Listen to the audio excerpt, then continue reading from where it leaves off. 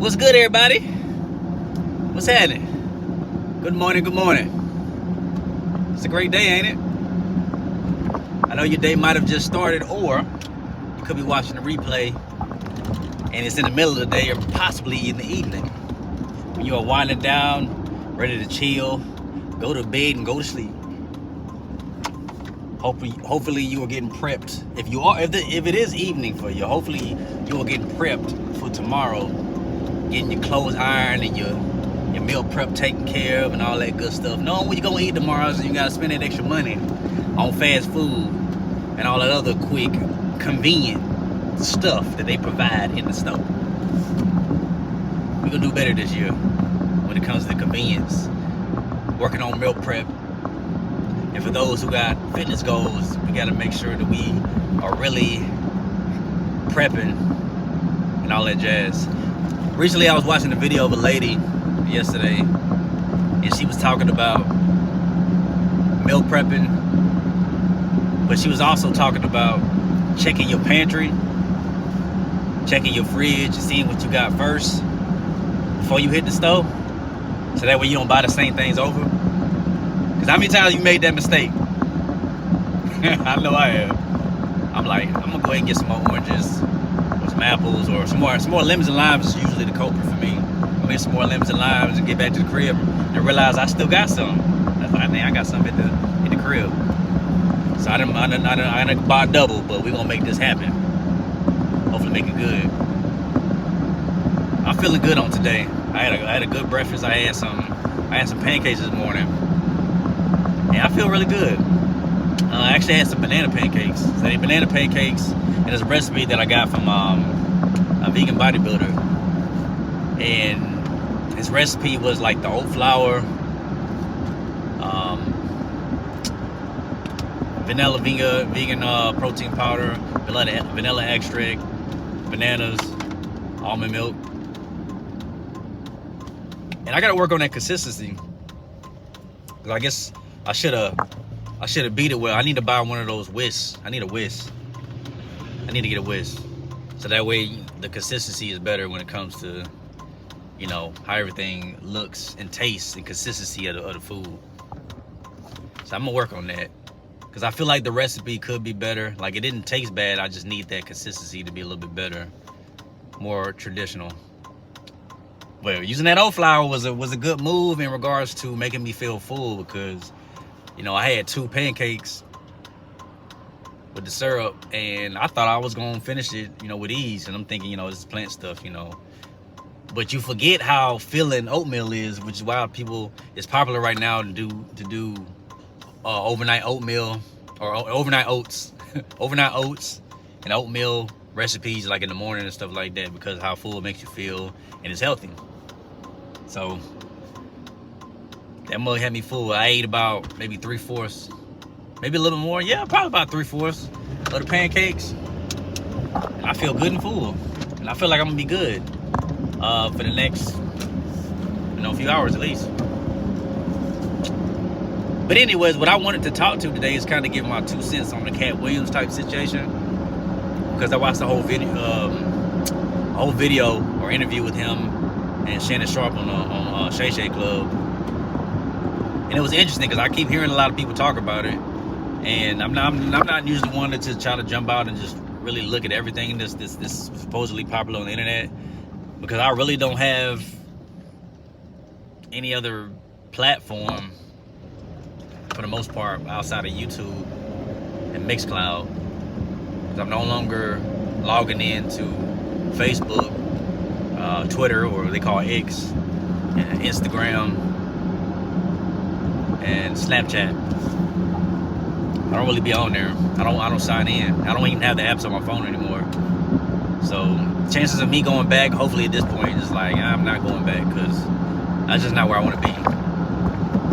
But anyways, people talk about what's going on and everything, and with Katt Williams, it's interesting, because my perspective, it's not about just necessarily just the names he mentioned, the shock value of names, and the willingness to be bold enough to say all the different names that the many people won't say, because they don't necessarily want to be messy, but at the same time, you kind of are if you You could, I mean, well, I ain't gonna say you kind of are, but it could be, depending on how, you know, the conversation goes.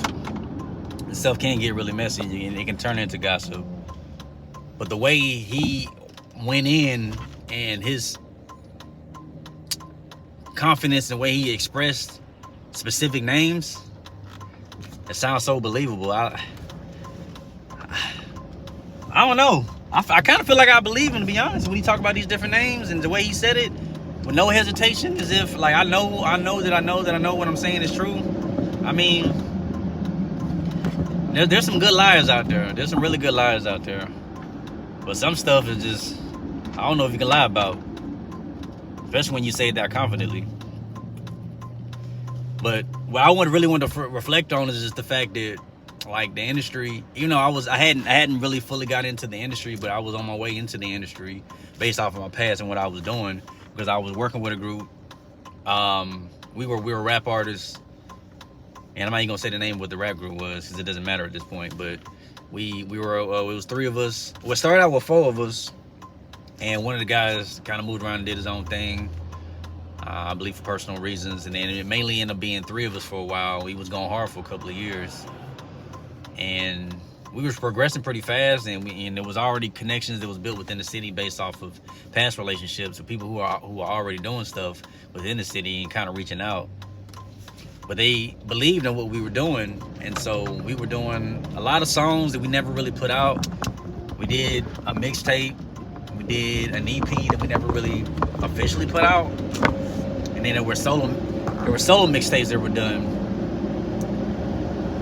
And right when I got to the end of right when we were in the position where we're gearing to, I would say we're gearing to take it to the next level in regards to the industry thing wise, I gave my life to Christ, and you know, I backed down.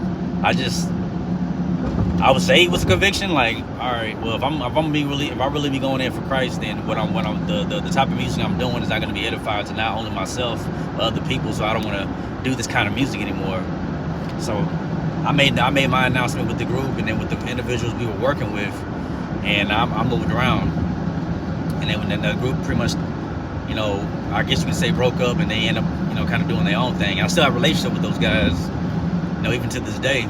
I've talked to them a while, but I still got a relationship with those guys. But the point of all that, with that backstory, is just saying that the industry is wild. And you think about, you know, the way the enemy will use your weaknesses and how he'll take certain things about you, and he'll amplify certain things in order for you to be in position to be puffed up so you can do his work, like on the evil side.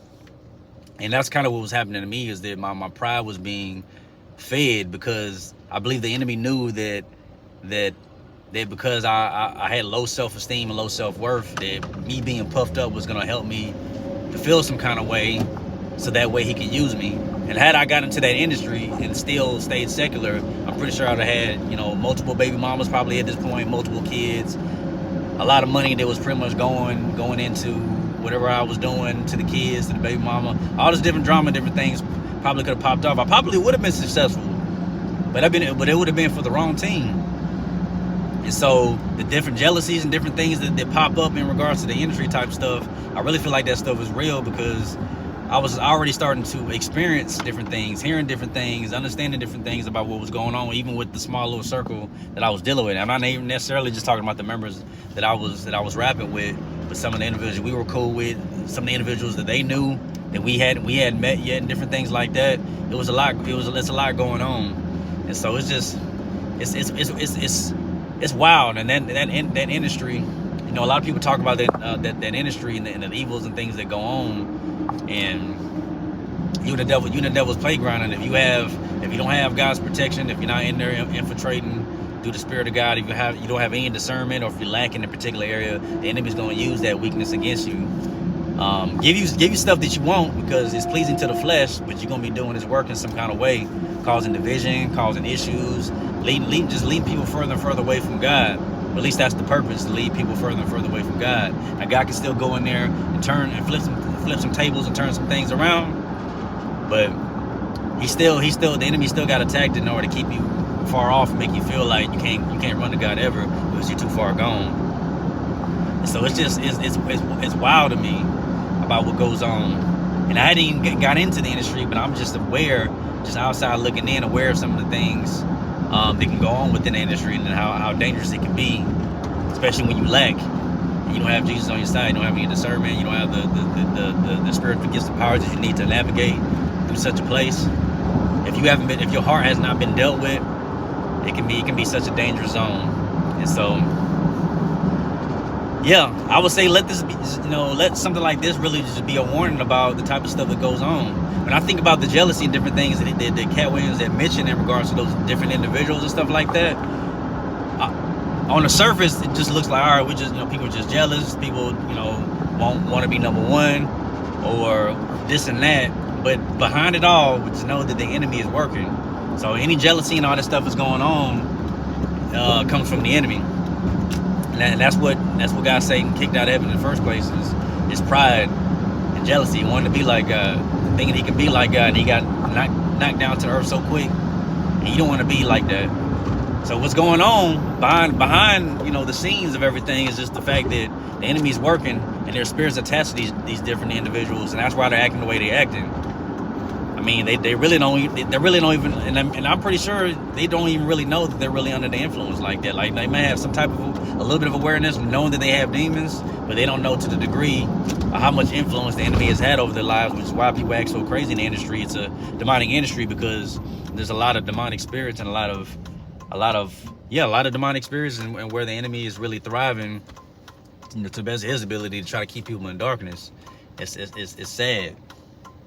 But people gotta, but I pray that people come to the light. I pray that celebrities come to the light for real, and get radically changed, because it's starting to happen. We are in revival season, I believe. We are in revival season, and there's a lot of people that are turning their lives around. There's celebrities that are turning their lives around, and they're going all the way right with it. Like, I'm not finna have anything to do with any type of evil. People are getting baptized. People are reading the word, different things like that. There are celebrities and different people who are making changes, and so it's very important for believers. We got to be a light. You got to be a light in the dark places. We got to continue to be a light in dark places. We got to navigate. We got to be sensitive to the Holy Spirit, whatever the Holy Spirit is telling us to say and do, in order for people to be brought out. I want people to get saved. I want people to get saved for real, like for real. I want people just to thrive in darkness and just stay there, because the blessings that you think that you're receiving, that's feeding your pride or feeding some insecurities, some issues you got going on the inside, is unhealed, and it's not helping you. It's hurting you more than it's helping you. And so I want people to come out. So at the end of the day, just take heed to the warning of some of the stuff that he's saying, whether you believe it or not. Just take heed to the fact that, the other side is just not what it seems. And people strive for being a celebrity, being famous, being rich. And I just really believe it's just not all that's cracked up to be. I said this one time on Facebook. I said, y'all, if I ever become famous, please don't worship me. I'm not worthy to be worshipped at all. I'm a flawed human being just like everybody else. I'm an imperfect person trying to serve a perfect God in an imperfect world. So he's the one to look up to, not me. Look up to Jesus. Don't look up to DeCarlo or DJ Grateful, because I'm just a man striving to be the best, do the best I can to be more like Jesus in character, and to be a tool that God will use to help set people free. So that's my 2 cents on it all. Maybe this will help somebody. And of course, I'll be making shorts and everything out of this, taking some points, because I want people to see what I believe the Lord is trying to communicate to somebody. We just need to hear a little bit of encouragement. So I love y'all, and I will see y'all in the next video. Lego.